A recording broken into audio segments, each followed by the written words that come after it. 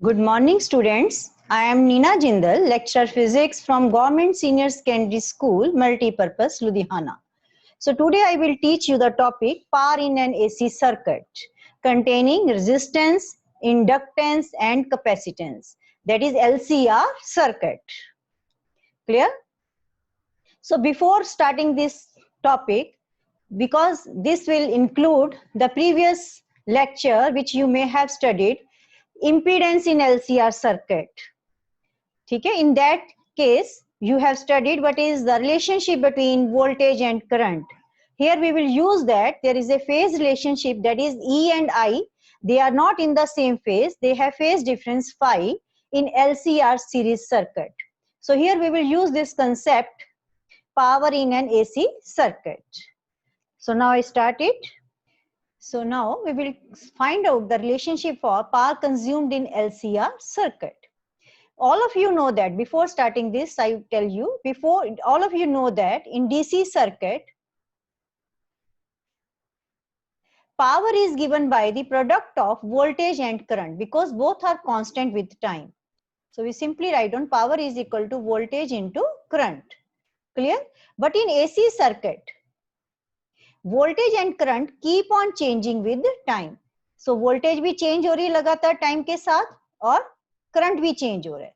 So जब कोई चीज change हो रही हो तो हम उसकी कांस्टेंट वैल्यू नहीं ले सकते, हम उसको अगर उसकी प्रोडक्ट लेना है तो इसलिए हम क्या फाइंड आउट करेंगे, सिंपली पावर को वोल्टेज इनटू करंट नहीं लिख सकते जैसे हमने डीसी में लिखा. So we have to what you have to do it, we will find out power, instant power. Instant power का मतलब है ये P के पैर में I है. Instant power is equal to instantaneous voltage into instantaneous current. ठीक है, I आप यहां भी लिख सकते हो. So power is instantaneous power, मतलब power at any time t. So this is instantaneous voltage into instantaneous current. So this is voltage at any time t into current at any time T. इसको इस ढंग से भी आप लिख सकते हो, एक ही मतलब है. इंस्टेंटेनियस पावर मींस क्योंकि अलग अलग समय पे पावर की वैल्यू चेंज हो रही है, क्योंकि अलग अलग समय पे वोल्टेज की वैल्यू और करंट की वैल्यू चेंज हो रही है, तो हम किसी पर्टिकुलर इंस्टेंट पे उसकी वैल्यू एक बार कैलकुलेट कर लेते हैं. ठीक है, ये आपका एलसीआर सर्किट है. R L and C they are in series और E is equal to E naught sine omega t. ये हमने अप्लाई किया है voltage, instantaneous value of voltage है जो इसके क्रॉस अप्लाई की है. E naught is its peak value, I is the instantaneous value of current which is flowing through it at any time t. तो हमें पता चल गया पावर निकालिए. डीसी में power is simply voltage into current, लेकिन एसी सर्किट में हम सिंपली वोल्टेज इनटू करंट नहीं कर सकते क्योंकि लगातार दोनों बदल रहे हैं, इसलिए इंस्टेंटेनियस पावर निकालेंगे. Instantaneous power is equal to instantaneous voltage into instantaneous current, that is current at any instant of time, voltage at any instant of time. So in LCR circuit, all of we know that voltage and current differ in phase by phi. अब हमें मालूम है जो LCR circuit है, मैंने आपको starting में ही बताया है कि हमें पता है जो वोल्टेज और करंट है they differ in phase by angle phi. तो उनमें फेज डिफरेंस फाई है, ये आपको बताया है. आप LCR सीरीज सर्किट जिसमें इंपीडेंस फाइंड आउट किया था उसमें आपने ये कैलकुलेट किया था. अगर आप E and I they represent instantaneous value of voltage and current respectively. अब E और I जो ये हैं, अगर इनको हम इंस्टेंटेनियस वोल्टेज और करंट ले लें तो हमारी E की वैल्यू कितनी होगी, क्योंकि E is equal to E naught sine omega t, और I की वैल्यू क्या होगी, I is equal to I naught sine of omega t plus phi. यहाँ में आप प्लस भी ले सकते हैं और माइनस भी ले सकते हैं, कोई फर्क नहीं पड़ेगा, क्योंकि हमने LCR सर्किट जब इंपीडेंस वाला किया है हमने उसमें देखा था अगर VL is greater than VC तो हमारा जो डायग्राम है ऊपर को बनता है. ठीक है, E नॉट ऊपर आता है हमारा और I और VR, I इस साइड पे होता है और ये एंगल फाई होता है. ठीक है, इस साइड पे VL माइनस VC था और इधर VR था आपका, तो ये E नॉट इस साइड पे आता है तो ये फाई ऊपर था. अगर हमारा VC ग्रेटर देन VL हो तो ये सारा डायग्राम नीचे की ओर बन गया था हमारा. ये डायग्राम VC माइनस VL इधर आ गया था, ये VR था हमारा और ये हमारा E नॉट आ गया था. ठीक है, और इसके साथ ये एंगल फाई आ गया. तो अगर तो हमारा इसका मतलब क्या है, हमारी EMF है जो वो I से लीड कर रही है. अगर लीड कर रही है ईएमएफ ज्यादा है, आई पीछे रह गया तो हमारा माइनस आएगा, तो इस केस में माइनस आएगा और इस केस में प्लस आएगा, तो ये प्लस माइनस दोनों ले सकते हो आप, ठीक है, in LCR circuit. So if E and I represent instantaneous value of voltage and current, then E is equal to E naught sin omega t and I is equal to I naught sin of omega t plus phi ले सकते हो, या omega t minus phi ले सकते हो.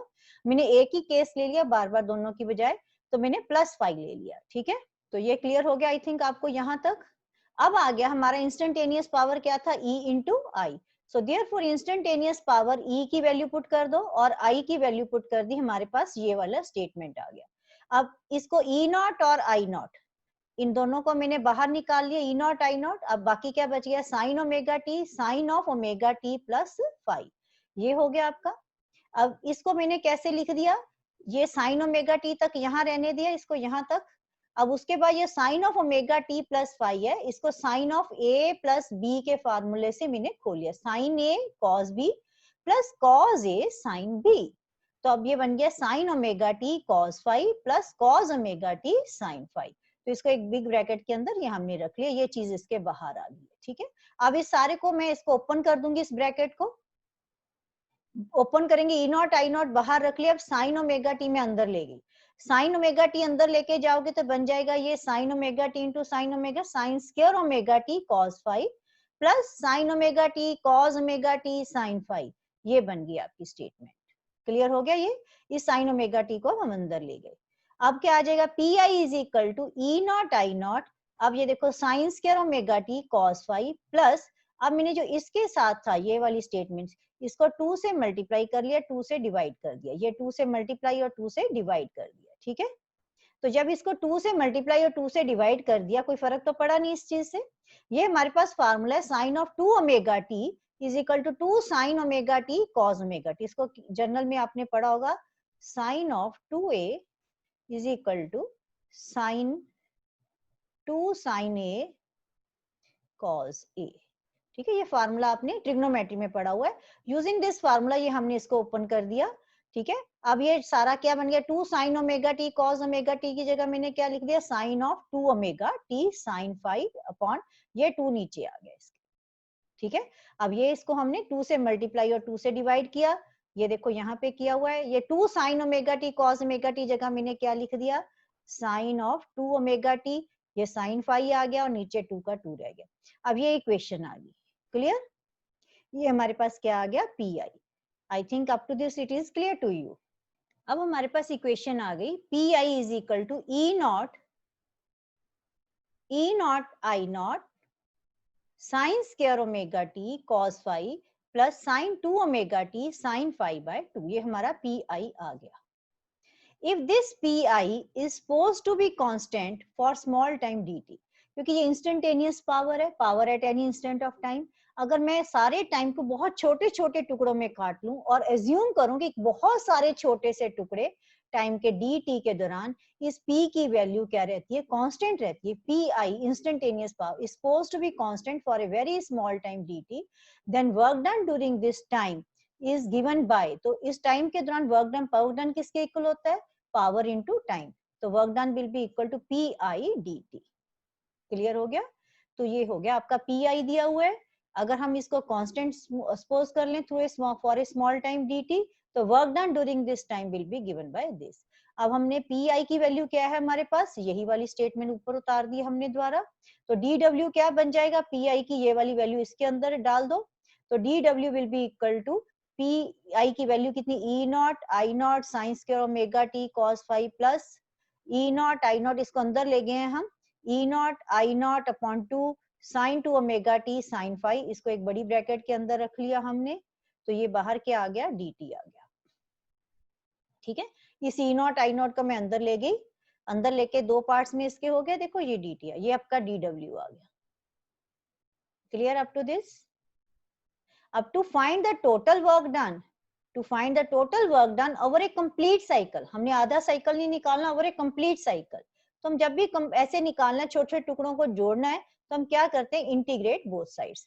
तो हम integrate करेंगे बोथ साइड्स, हमने इसको, ये इंटीग्रेशन का साइन है, integrate D W integration 0 to t E naught I naught sine square omega t, ये सारा देखो ऐसे लिख के मैंने डी टी कर दिया, सिर्फ इंटीग्रेशन का साइन डाला इसके बाहर दोनों के, ठीक है।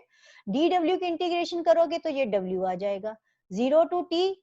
अब इसको मैंने दो हिस्सों में डिवाइड कर दिया क्योंकि ये सारा डी टी सबके बाहर है, ये डी टी इस सारे के बाहर है, ठीक है, तो इस सारे के अंदर। अब मैं डी टी को लेगी और इंटीग्रेशन को, इंटीग्रेशन भी सारे के बाहर है, तो ये बन गया दो हिस्सों में हो गया 0 to T E naught I naught sine square omega t cos phi d t plus 0 to T E naught I naught upon 2, ये अपॉन 2 था, sine 2 omega t sine phi d t, तो इसको दो हिस्सों में डिवाइड कर दिया। I hope up to this too much clear. इसको इक्वेशन नंबर 1 भी डाल सकते हो। अब हमारे पास क्या आ गया, work done will be equal to E naught I naught cos phi, क्योंकि हमने क्या देखा था इससे पहले, क्या था हमारा sine square omega t cos phi था, कॉस फाई हम बाहर निकाल सकते हैं, ठीक है। इससे पहले क्या था दिखाते हैं आपको। अब देखो हमारे पास ये था E naught I naught sine square omega t cos phi d t, और ये था। अब इसमें से ई नॉट आई नॉट, ये वाला ई नॉट आई नॉट और ये कॉस फाई, ये कांस्टेंट्स हैं, इनको हम बाहर निकाल सकते हैं इस इंटीग्रेशन साइन से बाहर, क्योंकि फाई भी जो है टाइम के साथ वेरी नहीं कर, तो इंटीग्रेशन के अंदर क्या रह जाएगा, sign square omega t d T. अब यहाँ से ये ई नॉट आई नॉट अपॉन 2 और ये साइन फाई, ये हम इंटीग्रेशन से बाहर निकाल सकते हैं, और ये बाहर निकल जाएंगे तो इंटीग्रेशन के अंदर क्या रह जाएगा, सिर्फ साइन ऑफ 2 ओमेगा टी, ठीक है। ये हम नेक्स्ट स्टेप में देखते हैं। So now we have studied that is work done is equal to E naught I naught cos phi, हमने पीछे देखा था पिछली, ठीक है, sin square omega t dt 0 to t and then E naught I naught sin phi 0 to t sin 2 omega t dt, ये हमने किया है, ठीक है। तो ये इंटीग्रेशन लग होगी और ये वाली इंटीग्रेशन लग है, क्लियर। अब वर्क डन क्या है, cos फाई क्योंकि हमने इंटीग्रेशन से बाहर निकाले, क्योंकि ये कांस्टेंट है, फाई जो है साइन फाई भी कांस्टेंट है, ये भी टाइम के साथ वेरी नहीं कर रहा, और cos फाई भी टाइम के साथ वेरी नहीं कर रहा। तो अब यो है, आपको याद रखना है, ये वाली जो इंटीग्रेशन है sign square omega t d T, ठीक है, इसकी जो है इंटीग्रेशन, तो ये किसके इक्वल होती है, t बाय 2, ठीक है, ये कैपिटल T बाय 2 के इक्वल होती है। ये वैसे भी आपको याद रखना है, integration of sin square omega t dt, this is equal to capital T by 2 if it goes from 0 to capital T. Similarly, integration अगर आप cos square omega t भी करोगे, आगे आपको जरूरत पड़ेगी dt 0 to t, तो ये भी वैल्यू जो होती है कैपिटल T by 2 होती है, ठीक हो गया। तो इसकी वैल्यू जो है हमने E naught I naught cos phi into t by 2 कर दिया, प्लस अब ये वाला फैक्टर आ गया, इसकी इंटीग्रेशन देखेंगे साइन 2 ओमेगा टी की, ये मैंने पहले ही लिखा हुआ है 0 to t sine 2 omega t d t is equal to 0, ठीक है। In this way, same way, cos of 2 omega t d t, तो ये भी 0 होता है अगर 0 टू टी करोगे, तो ये सेम है, चाहे साइन की करो चाहे कॉस की, या साइन स्क्वायर की करो चाहे कॉस स्क्वायर की, वैल्यूज सेम आती है। साइन स्क्वायर की t बाई 2 है, कॉस स्क्वायर की भी t बाई 2 है, साइन 2 ओमेगा t की 0 है तो cos 2 omega t 0 to t भी 0 है, तो इसकी वैल्यू हमने यहाँ पे 0 पुट कर दी, समथिंग मल्टीप्लाइड बाय 0 इज 0, तो ये 0 आ गया हमारे। अब हमारे पास एक ही फैक्टर रह गया, ये वाला w is equal to E naught I naught cos phi into t by 2, ये हमारे पास वर्क डन आ गया over a complete cycle. As we have to find out average power over a complete cycle, average power निकालनी है, तो average power का formula क्या है, work done over a complete cycle W, ये हमने निकाल चुके हैं, divided by time taken to complete cycle, तो वो कितना होता है कैपिटल T, तो ये फार्मूला क्या आ गया W by T। अब W की हमने वैल्यू पुट कर दी E नॉट I नॉट cos phi into T by 2 divided by T, तो इस T के साथ ये T कैंसिल हो जाएगा, ये इस T के साथ इस T को कैंसिल कर दो, हमारे पास आ जाएगा E naught I naught cos phi by 2। अब इसको मैं इस 2 को इस ढंग से लिख सकती हूँ, under root 2 into under root 2, ये आ जाएगा E naught by under root 2 I naught by under root 2 cos phi. अब हमें मालूम है E naught by under root 2 is equal to E R M S, और similarly I naught by under root 2 is equal to I R M S. Root mean square value या virtual value भी इसको बोल देते हैं, कई books में EV भी लिखा होता है, और कईयों में इसको IV भी लिखा होगा, वर्चुअल वैल्यू ऑफ करंट, एक ही बात है। तो we can write on it ERMS IRMS into cos phi। So ये हमारे पास किसके इक्वल आ गया, ये P एवरेज के इक्वल आ गया। सो P एवरेज को हम ये भी लिख सकते हैं E नॉट, एक तो लिख सकते हैं E naught by √2 I naught by √2 cos phi, इसको हमने लिख दिया ERMS IRMS into cos phi। तो ये हमारे पास P एवरेज का फॉर्मूला आ गया है। फॉर्मूला आ गया P average is equal to ERMS IRMS cos phi। This is expression for power, average power over a complete cycle in LCR circuit. So this is average power over a complete cycle. Average power over a complete cycle, not constant and all this. जब भी vary करता है उसमें average निकाल। Average power is also known as true power. ठीक है, एक तो ये पॉइंट हो गया। सेकंड, इसमें ये वाला प्रोडक्ट आ गया ERMS into IR, voltage into current. ये वाली जो है इसको हम कहते हैं एपरेंट पावर या वर्चुअल पावर। सो एवरेज पावर किसके इक्वल आ गई, virtual power into cos phi। अब cos phi का नाम क्या दिया हमने, पावर फैक्टर। cos phi को क्या नाम दिया है, power factor. So power factor किसके इक्वल हो गया, average power divided by apparent power. So ये हमारे पास फार्मूला आ गया। So power factor is equal to average power divided by apparent power. इसको जो एपरेंट पावर या वर्चुअल पावर कह सकते हैं। सो ये this is an important points. इसके साथ एक किस्म का आपका यहाँ तक आर्टिकल आ जाए तो खत्म भी हो जाता है, लेकिन इसके आगे हम थोड़ा सा पावर फैक्टर को और लेंगे। एक ध्यान रखने वाली चीजें हैं इसमें, ये दो मैंने पॉइंट्स बताए हैं। If in A numerical it is not mentioned कि विच पावर इज दिस, को पावर सिंपली पावर लिखा हो, ये नहीं बताया it is instantaneous, average, virtual क्या है, तो आपने उस पावर को क्या लेना है, एवरेज पावर लेनी है।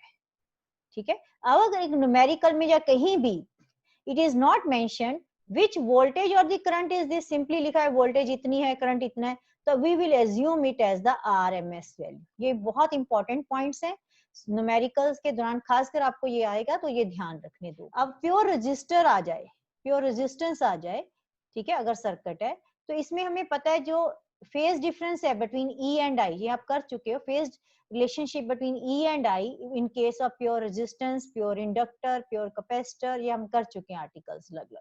तो उसमें फेज डिफरेंस क्या आता है, 0 डिग्री आता है। That is voltage and current they have no phase difference. तो cos 0 कितना बन जाएगा, cos phi मींस ये आपका पावर फैक्टर क्या है, cos phi। तो cos phi means cos of 0 degree, here it will become 1। अब प्योर इंडक्टर का केस ले लो। इंडक्टर में हमें पता है वोल्टेज लीड्स द करंट, ऊपर आ गई वोल्टेज, देखो दिखाई दे रही है 90 डिग्री से, तो इसमें फाई की वैल्यू कितनी आ गई, 90 डिग्री। तो cos 90 कितना होता है, 0। तो इसमें पावर फैक्टर क्या आ गया आपका, 0 डिग्री आ गया। अगर हम प्योर कैपेसिटर का केस लें, प्योर कैपेसिटर के केस में हम देखते हैं कि वोल्टेज लैग्स बिहाइंड। अब मैंने यहाँ पे वोल्टेज ऊपर बनाई थी, यहाँ पे वोल्टेज इधर बना दी, करंट लीड कर रहा है, current leads the voltage bye 90 degree. तो फेज डिफरेंस तो 90 डिग्री ही रहा, तो cos 90 इज अगेन 0। तो पावर फैक्टर इसमें भी 0 है।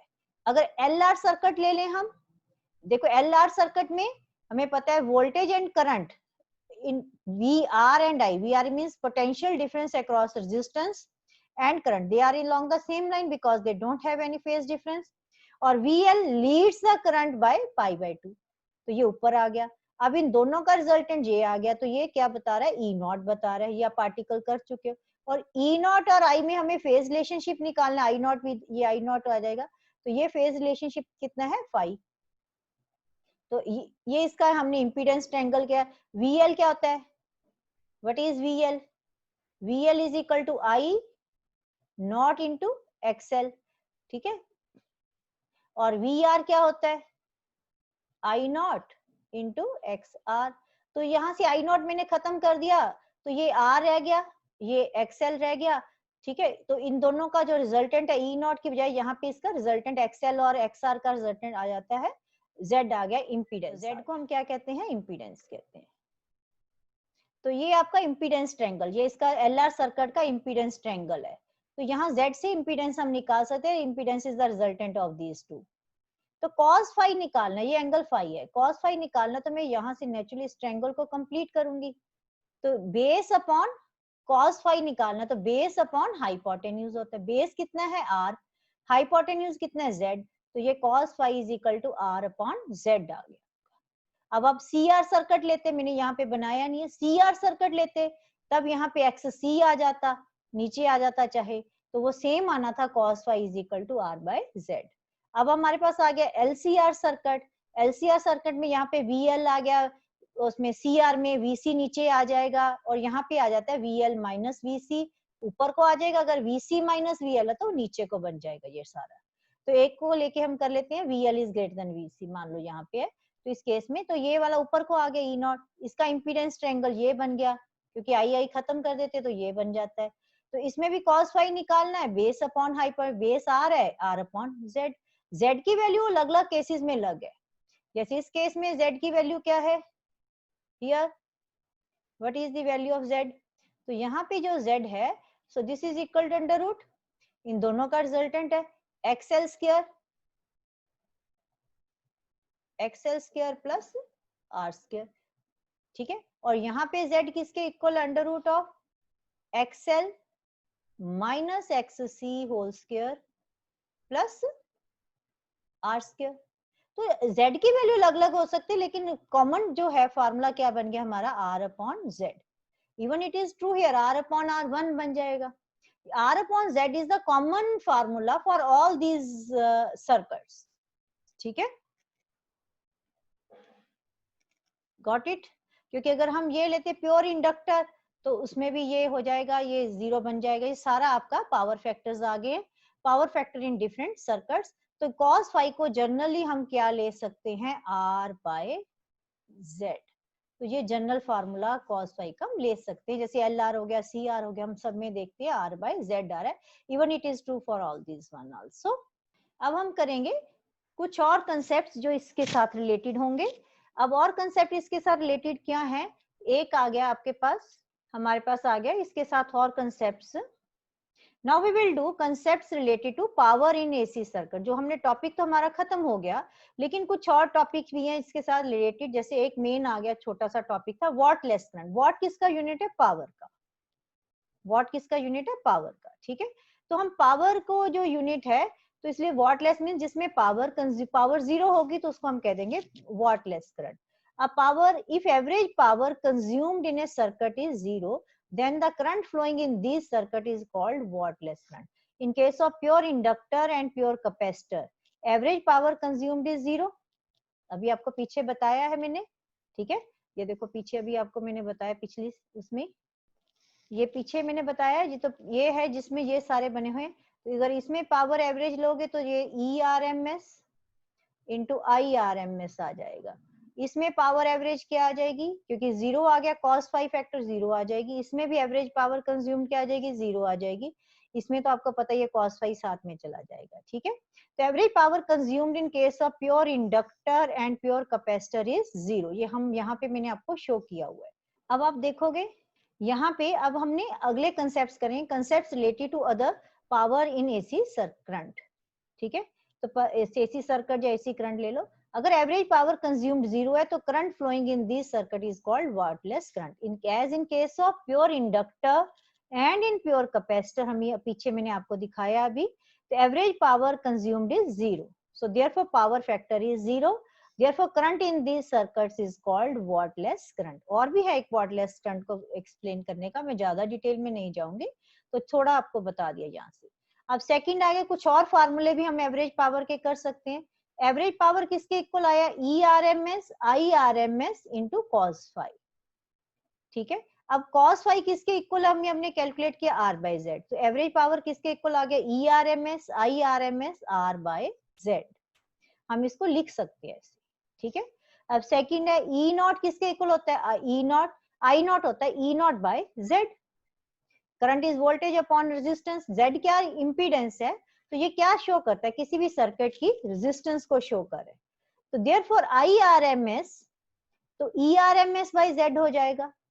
अब हमने इस IRMS की जगह मैंने ERMS पुट कर देंगे तो देखो क्या आ जाएगा, ये ERMS है, इसको भी मैं पुट कर दूंगी ERMS by Z into R by Z करेंगे, तो ये Z Z Z स्क्वायर बन गया। ये ERMS स्क्वायर बन गया और ये R आ गया। तो ये फार्मूला मेरे पास ये आ गया। So average power is also equal to this. अगर मैं I की वैल्यू ये वाली पुट करते हैं तो इस ढंग से मेरे हिसाब से आपको सारा ये चीज मैंने कोशिश की है। Average power consumed in LCR circuit, अगर बहुत ज्यादा कंसेप्ट एक ही बार में ले लेंगे तो हौच पौच हो जाएगा। I hope you may have understood. आपको सब समझ आ गया होगा। Stay home, stay safe, thank you.